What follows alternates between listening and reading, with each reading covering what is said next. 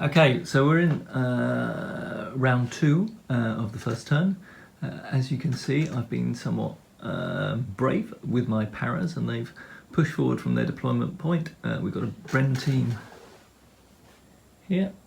These are all 20mm Britannia figures I painted a number of years ago, all done for Arnhem.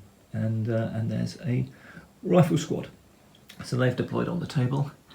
All of this area in front is cornfields, so despite the fact Charlie is hiding in a cornfield, there is nothing but cornfields between me and him, so they're not really any more hidden than they would be anywhere else on the table.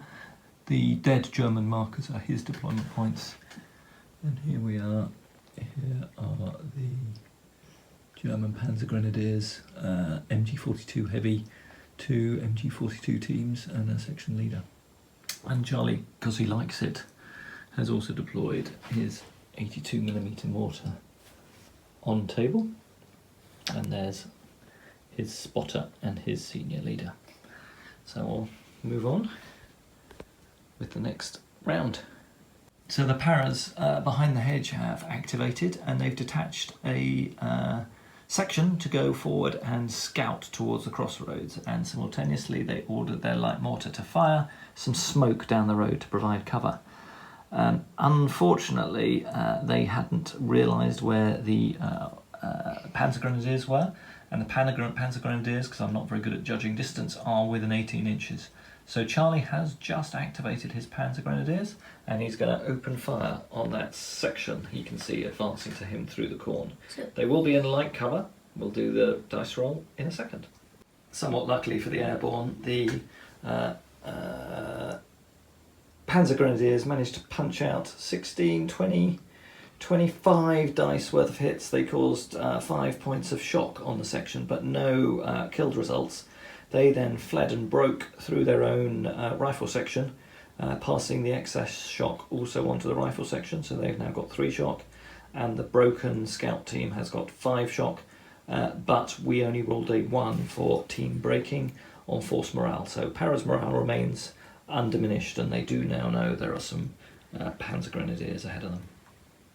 So Charlie has suddenly got all aggressive. He activated 2 sections this turn, and the Panzer Grenadiers have moved forward through this next field towards the end of the Para's skirmish line, and they did a tactical advance and not tactical advance, but a cautious advance, rolled 1d6 and fired at half effect. I think I did that right.